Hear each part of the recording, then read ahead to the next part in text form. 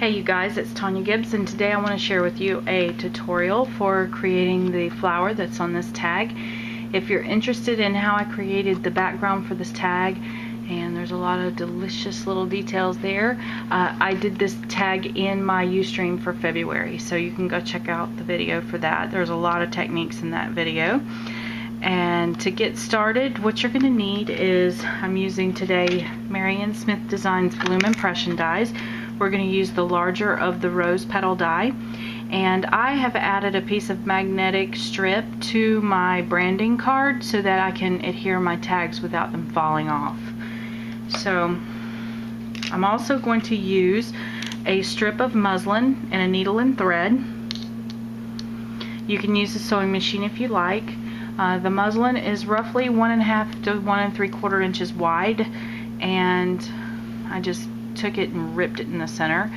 You can usually find muslin pretty cheap in your fabric stores, and I often go through the remnant pile, and when I see it cut as a piece of remnant, I usually pick it up. Another idea would be some vintage bed sheets if you wanted to rip those up. Some of them have some really nice floral patterns on them. If you're a thrift store shopper, keep an eye out, but any lightweight material will work. I have not tried this on satin, but I'm certain it would probably work as well. So, and then another idea would be also to stamp on the fabric and make some really interesting looking pieces as well. So the idea that we need, for this is going to be a strip. Instead of individual die cuts, we want a strip of almost like a ribbon. So I'm going to take my fabric and I'm going to fold it down roughly about 1.5 inches, and I'm going to place my die over as a guide, and I want to make sure that my fabric's wide enough to cut the petal shape out, but I don't want it to be as wide as the die. I want it to be just a little bit narrower, so that where the ridge is on this die is not actually going to penetrate the sides of the fabric, and that's going to keep them joining. So see how I'm just inside the little inside ridge of that die there on this side as well as this side, and then I'm going to fold this back and forth till I have 4 layers. I'm going to go this way, keeping my fabric as straight as possible. I want to have 4 of these loops, 4.5 actually. Now I have a Vagabond, and it does a pretty good job at cutting through. The last layer usually doesn't cut, but I can use my scissors to trim that away. So once you have the desired thickness, and by all means play with your die cutting system, because not all die cutting systems can cut through these thicker materials. So if you only have to go like with maybe 2, you can attach them in the next step. I'll show you how. So I want to, now that I've got as many as I need, I want to verify that I'm actually inside the area that is going to cut, and I am. When you fold this back, you can see here it's not going to cut through, and it's not going to cut through there. This little tail right here, you don't need it, and you actually, if you do end up cutting it out, you're going to want to cut it off. So that's why I kept my fabric around 1.5 to 1 3/4 inches. It's roughly because I eyeballed it. I didn't really measure it. So once you cut this out, and you're going to use the sandwich instructions as your die cut system shows, this is what you get. And like I said, it doesn't cut through all the way. On the last one, it tends to come off, or it tends to not cut, but that's okay. You can use your scissors and use the steel rule die as a guide. Now here I got it kind of close, so I want to make sure when I'm sewing these together that I get a really good bond with that. If you want to use your sewing machine, you certainly can.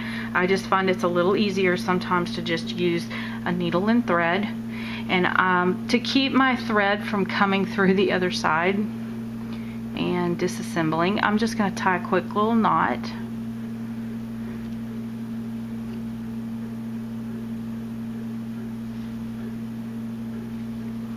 And then you're just going to do a slip stitch. If you do this on your sewing machine, then you definitely want to do like a really wide stitch basting stitch, because you need to gather this, and it's really easy to do, super simple. I just find that it, like I said, it's just easier for me to do this on with a needle and thread.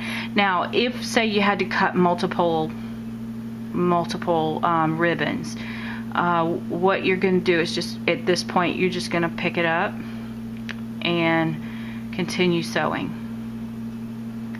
until you get the desired length. Now, this is a 1-layer flower. I wanted this to be a 1-layered flower because I wanted it to be a little thinner for some of my other projects that I'm working on currently. So if you want a thicker flower, then by all means do more petals, but I'm gonna have 9 petals when I'm done. And see how I'm allowing this ribbon or these petals to kind of gather on my needle. You don't want them spread too far apart because it won't look like a flower. You want them to stay kind of tight. So once you get to the end and you have the desired number of petals that you want, you're going to take it and pull it off and kind of sew it together. And just all I'm doing is going to pull it around, tie it in a knot. And I'm going to tie it a couple of times just so it stays down.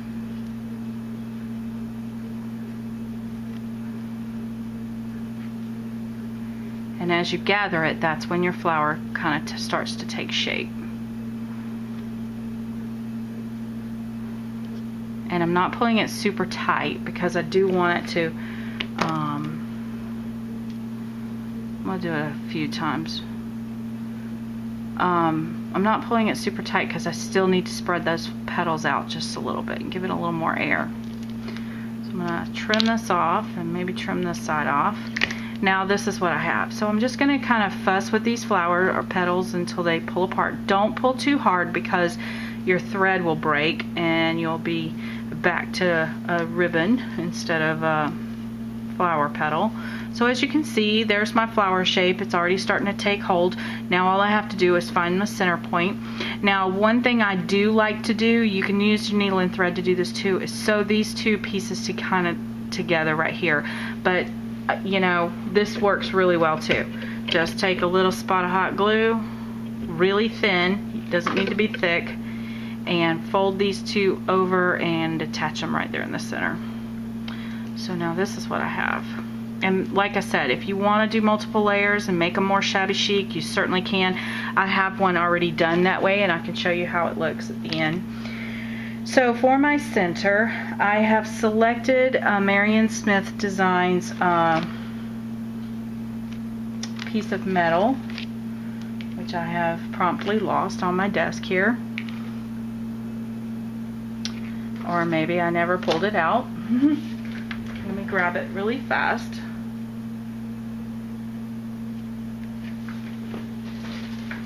I have this little piece of her vintage trinkets, and it's an antique gold, which is a really nice color. Oh, that's right, I glued it on there. I thought I got one out, and I did.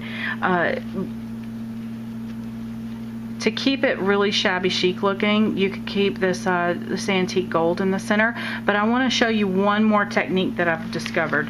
You can take the vintage trinket and a Versa ink pen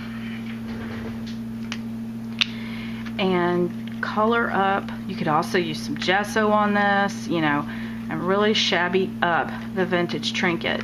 Any of your embossing enamels will change the whole look of this flower in just a matter of seconds.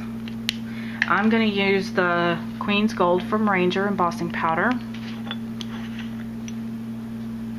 and I'm just pouring it into a coffee filter because it's really easy to pour this back into the container in the coffee filter.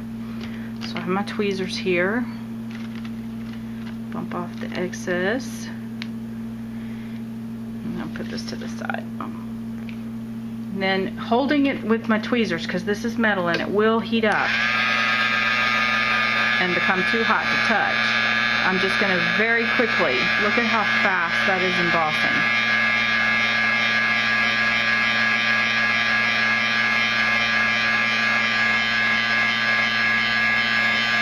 Now look at how beautiful that is. So I'm going to take a little spot of hot glue and stick it on the back of this medallion.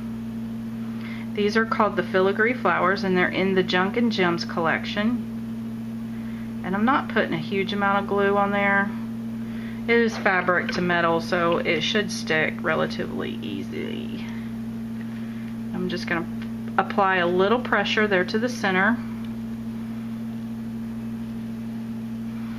And then I have a button. This is just from my button collection. You could also use, I don't have any more left, but you could use the cabochons from Marion Smith Designs as the center. On the Garment District tag that you see here on the side, I used one of her little flat metal vintage trinkets in the center of my flower. You could use a button, you could use rhinestone, pearl would be very pretty. And I'm just going to put that right in the center. And now check out that flower. How gorgeous is that? Super simple, very lightweight. And these filigrees, I just like to pull them down just a little bit. They're very pliable. But look at how gorgeous that flower is. Now, if you want to continue on and make another layer, here is a flower that I have created that is a double layer, and actually a triple layer. And I just followed the exact same steps. I just made sure that whenever I pulled it together, I left the center a little more open in the center so that it spreads out a little more. And then whenever I place it on top, you can see the petals from behind. So you just keep building out those layers. You can add one more petal for each layer, and that will give you a little bigger diameter as well. So thank you guys so much for watching. There will be a blog post in the description down below that accompanies this with all the details of the products used, and also the links to the other videos that correlate with this. If you enjoyed this tutorial, please don't forget to hit the subscribe button, and if you're already a subscriber, thank you and welcome back. Anyway, thank you guys so much for all your sweet comments. I really appreciate them, and I will see you next time.